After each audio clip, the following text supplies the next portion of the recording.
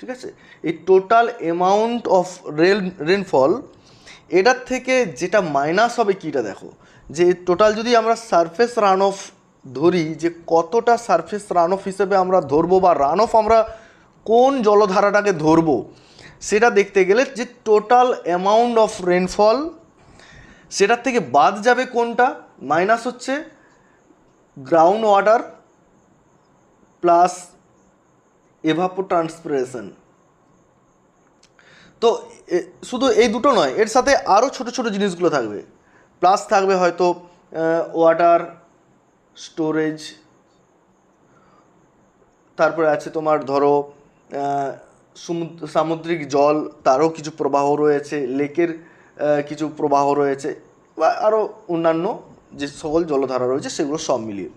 তাহলে এখানে total amount of rainfall, তার সাথে মাইনাস হচ্ছে গ্রাউন্ড